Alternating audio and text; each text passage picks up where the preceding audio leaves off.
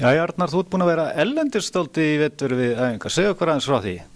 Já, ég sem sagt tók það ákvörðun þegar ég var að klára námið mitt núna í sumar og ég búið með sem sagt 3 meistaragráður við Háskóla Íslands og í Þýskalandi og þá er ég búið með námið mitt og þá ákvað ég bara svona að taka hlaupin í rauninni bara alla leið og ákvað að fara þá miðjan september og vera alveg fram í desember, tæpa 3 mánuði eða bara akkurat 90 dagar sem maður má vera í Bandaríkjunum.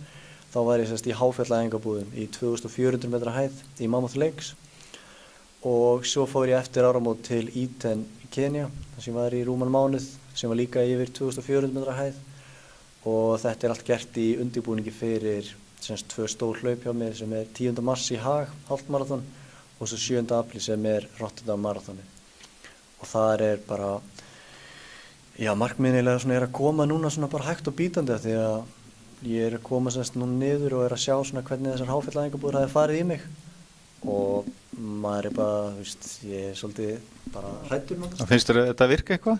Já, ég tók bara bestu æfingu lífsmins fyrir og síðar hérna, bara núna síðasta þriðjudag og það, já, gekk bara eiginlega vonum framar en ég náttúrulega líka æft bara ótrúlega vel, það hefur ekkert komið upp á, ég er alveg eymsla og meiðslalaus og þannig að maður er mjög bara bjartsýnn á framtíð. Hvað hefur hlaupamagnið verið hjá þér svona á viku í vetur að jafnaði? Já, svona jafnaði ára kannski kringum 140 til 170 en ég hefur tekið svona alveg í ferðið fór 200-210 km eina viku í Kenya en hef farið alveg 8 vikur þar sem ég er búinn að fara yfir 160 km. Þú er aldrei farið svona mikið magnið það? Jú, ég hef alltaf verið í, þetta er náttúrulega mesta magn sem ég hef verið í en ég hef alltaf bara byggt ofan á þetta svona hægt og bítandi yfir hvert tímabil. Þannig að þetta er í rauninni svona 15 km meira á viku heldur en í fyrra. Þú segist verið í góðu formi, þú ert að fara í hálfmarathon núna bara eftir hvað, 2 vikur rúmar, eða 2-3 vikur. Hvernig líst þér á hvaða tíma ætlar að ná? Það er svona eiginlega sem er að koma í ljós núna þar sem maður er að taka þessar æfingar á sjávarmáli, maður er búin að vera svo mikið í hæð. Ég held alveg örugglega ég sé fyrsti Íslendingur bara sem er að æfa svona þol íþróttagrein og er, þess að ég var yfir 130 daga tímabil, var ég í 100 daga í 2400 metrum eða herra.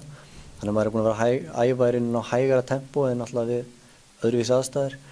Þannig að ég er að sjá núna með æfingarnir sem ég að taka, þá ætti ég bara, ég vil náttúrulega alltaf fyrst bara bæta með en hlaup undir 66 mínútur væri, tel ég mjög raunhæft.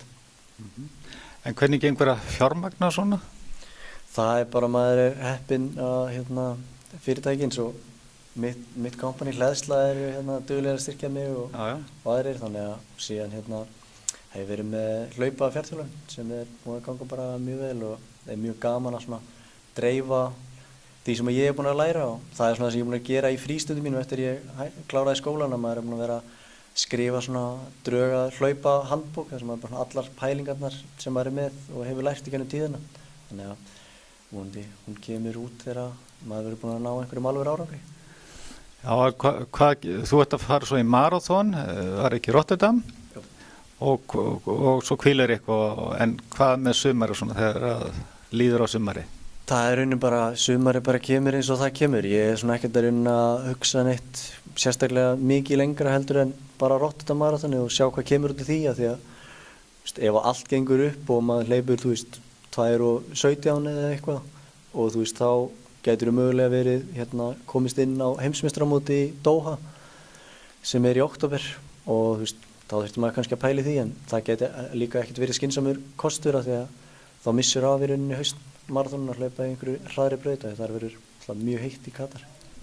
Þú ætlar greinilega að fara fram úr Kárasteini? Það er náttúrulega langtíma markmið og maður er alltaf að setja einhverju tíma en maður setur alltaf í rauninni markmiði sem bara eftir því hvernig æfingarnar ganga.